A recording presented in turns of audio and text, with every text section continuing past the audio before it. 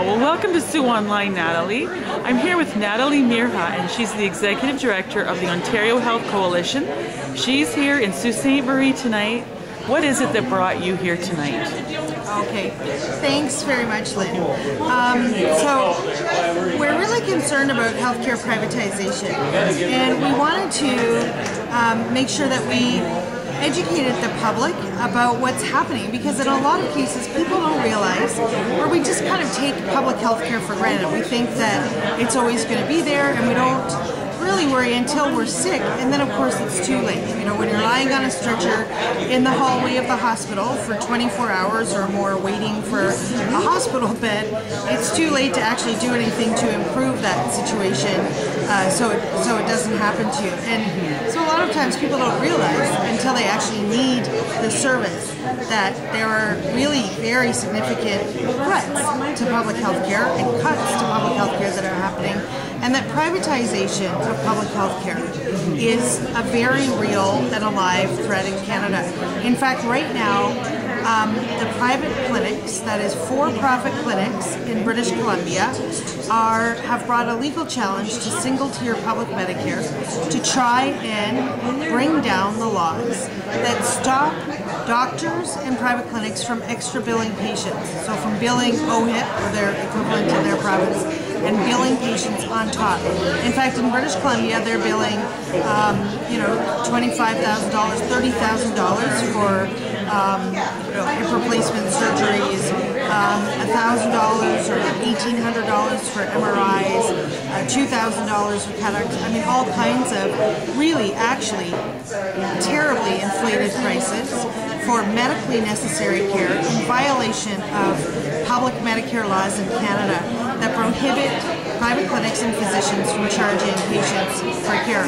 And actually today in Toronto and around Toronto, it's routine that cataract surgeons, ophthalmologists as they call them, to extra bill patients hundreds or even thousands of dollars regularly when they go in for cataract surgery. And so, I mean, it's happening to different degrees across the country. It's starting to creep in, and we're trying to stop it. The legal case in British Columbia is being fought in court right now. On one side are patients that have been charged, public health care advocates, Canadian Doctors for Medicare, the health coalitions.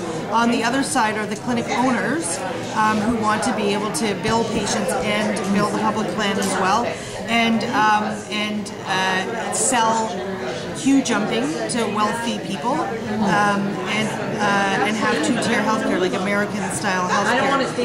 And that case is going on right now. It will very likely be challenged to the Supreme Court, and may bring down public Medicare in Canada if we don't stop it. And so we are doing a tour with the giant here behind me, and the slogan is "We can't bear to lose Medicare," and it's to draw attention to this threat. But even here in Sault Ste. Marie, even here, where you don't have a whole ton of private clinics, because they really tend to locate in large urban centers with very wealthy people that can afford the extra fees for healthcare will pay them. Here we see privatization creeping in as well, because there have been major cuts to the public hospital over the years, and you have a very overcrowded hospital. The bed capacity is not enough to meet the population need for care. The government has not planned in any way to meet population need for care. And so people have no choice but to line up in stretchers and hallways. The staff have no choice but to discharge patients ever quicker and ever sicker, whether or not there is safe and reasonable care available for them. There are high readmission rates here and all across Ontario. There are low levels of nursing staff here and everywhere across Ontario, because we've seen more cuts to hospital beds, nurses, and the length of stay for patients than any other province in Canada. And so we think in Sault Ste. Marie there's a provincial by-election coming up. Right. And so we started off the tour here because we want to make sure that healthcare is a by-election issue. We're nonpartisan, we don't tell people how to vote, right, but we're asking people, pigeonhole every candidate. ask them, will you restore the hospital services that have been cut here? Will you promise that no patient will spend 24 hours waiting in a stretcher because there are no hospital beds left in the city to take them? Will you commit to restoring hospital bed capacity to meet actual population need for services? We have the fewest hospital beds left of any province in Canada. If PEI can do it, surely Ontario can do it. And will you stop the privatization of public health care?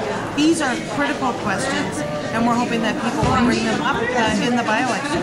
Well, thank you, Natalie.